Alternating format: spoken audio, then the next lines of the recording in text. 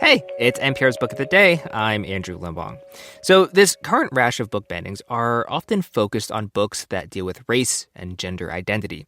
George M. Johnson's All Boys Aren't Blue deals with both head on. And it's maybe no surprise that it is one of the most challenged books in the country right now. It wasn't even a surprise to Johnson. They told NPR's Leila Fadel about how they saw other books get banned, and so it was more than likely that this book would get challenged. It was just a surprise at how much of a hubbub it caused. But, and I think this is important to remember while we do this week on banned books, Johnson says that the support they've gotten from parents, librarians, and kids far outweighs the haters out there. Support for this podcast and the following message come from the Southern Environmental Law Center and its podcast, Broken Ground. If awareness drives environmental action, what happens when traditional news outlets disappear? This season on Broken Ground, meet the environmental storytellers reimagining how people get their news. New episodes available wherever you listen to podcasts. This message comes from NPR sponsor Carvana. Carvana has made financing your next vehicle as smooth as can be. You can get pre-qualified in just 2 minutes, and you'll have real terms personalized just for you. Visit Carvana.com to get pre-qualified today. When George M. Johnson was growing up, they didn't see themselves in books, so Johnson wrote the book they wished they'd had, the 2020 memoir, All Boys Aren't Blue. It's about the love that I had from a Black family as a young Black queer boy from Plainfield, New Jersey, who at the age of 5 didn't really understand why I was different, but knew that I was different, even if I didn't have the words to say it. Johnson says it's for teens that might feel alone as they navigate their identities and the world. But today, it's become one of the most banned books in the U.S. in a growing push to pull certain books off shelves in schools. Much of the focus of advocacy groups calling for these bans are on books dealing with race, racism, gender identity, and sexual orientation. So Johnson is in the center of a fight against censorship, a battle over what kids and teens can and cannot read.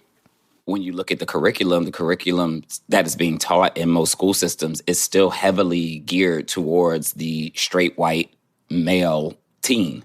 And so when we now have the ability to put books into curriculum that tell other stories, that tell stories that are non-white, that tell stories that are non-heterosexual, they're trying to take them out across the board because, it's like, oh my God, how dangerous would it be if, young white teens had to actually learn about the other people who exist in society with them? Is your book available where you went to school? Yes. Okay. But it is being challenged in New Jersey. So it has been interesting because some of my classmates from high school are now high school teachers.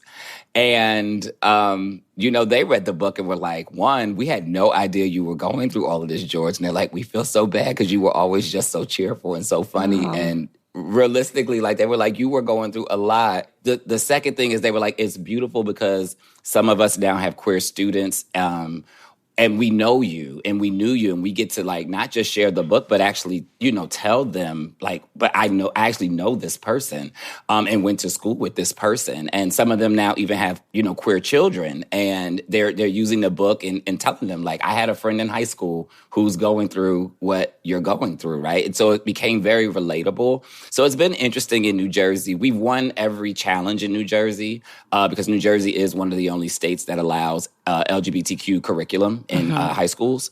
So, but yes, it has been challenged in New Jersey in a few places, but we won in those cases. There's a saying that you have repeated often about why you wrote that book. If you could repeat that again for me, and then I have a question. Yes, I'm going to assume it's the Toni Morrison quote. Yeah.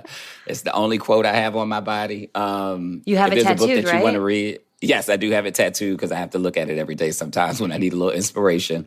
The quote is, if there's a book you want to read and it hasn't been written yet, then you must write it. So when I read that quote was your inspiration, I just wondered what it felt like to have written the book that you needed as a kid and then see it become banned in how many school districts now? I believe they're up to 29 school districts, but more keep popping up. Watching it be banned, it's just kind of bittersweet at the end of the day because it's none of this had to happen, in my opinion. It's like, if you don't want your student to read it, that's fine. Just opt your child out. But to try and dictate that other students who you know need this text, students who have publicly on record said that works like mine have saved their lives, works like mine have helped them name their abusers, works like mine have helped them come to terms with who they are and feel validated in the fact that there's somebody else that exists in the world like them, and you want to remove that from them. I just think it's sad at the end of the day, right? And, for me, I know they're not attacking my story because you didn't read it. So it's like you can't attack something you actually don't know. And this is really just an attack on an ideology that just says that LGBTQ people shouldn't exist. When you wrote this book, did you see yourself becoming a spokesperson for this kind of cause? When I wrote the book, I always, I knew it was going to be challenged. Yeah. And, I knew at some point it was going to be banned. Why did you know that? I knew it because I remember watching The Hate U Give get banned. And I was like, well, I've read The Hate U Give, and I know what I'm writing. And I'm like, if that's getting banned, my book doesn't stand a chance. So, and then, by the time the CRT wave started happening, and it was like, okay, well, I definitely talk about, the problem with the former presidents of this country and slavery and, writing some of the wrongs that how history has been taught. So I always knew it was going to be one of those books that got caught in it. I never thought it would become such a heightened center of political conversation. But at the same time, I've always been prepared for these type of things. I've been fighting for LGBTQ rights for as long as I can remember, because in turn, I'm fighting for myself and fighting for people like me. In all of this negative reaction that we've been discussing, book banning and groups politicizing the situation, have you had also those support and positive reaction to your work from teachers, from librarians, from parents? Oh, yeah, most definitely. I would say the support far outweighs the non-support. It is being talked about at school board meetings, because they're the loudest. A lot of times the other side is what's heard the most. But be very clear, I've sat in on school board meetings and watched enough of them. There is a lot of support for the book. And teens have not only supported at school board meetings, but they've written letters. So the book in of itself, like I said, it's so much bigger than just my story. And I'm watching it in real time help so many people, from parents to children to teachers to librarians across the board. George M. Johnson, author of All Boys Aren't Blue. Thank you so much for your time. Thank you. Young people of color have historically served as activists for their communities. On the latest episode of Code Switch, you'll hear from a classroom in South Baltimore where, for the past decade, students have been on the vanguard of environmental justice activism. It's a story of human ambition, and it's part of NPR's Climate Week.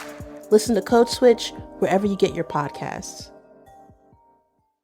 This message comes from NPR sponsor Shopify. Shopify is the global commerce platform that helps you sell at every stage of your business. From the launch your online shop stage to the first real-life store stage, all the way to the did we just hit 1 million orders stage, Shopify's there to help you grow. Sell without needing to code or design. Just bring your best ideas and Shopify will help you open up shop. Sign up for a $1 per month trial period at shopify.com/NPR.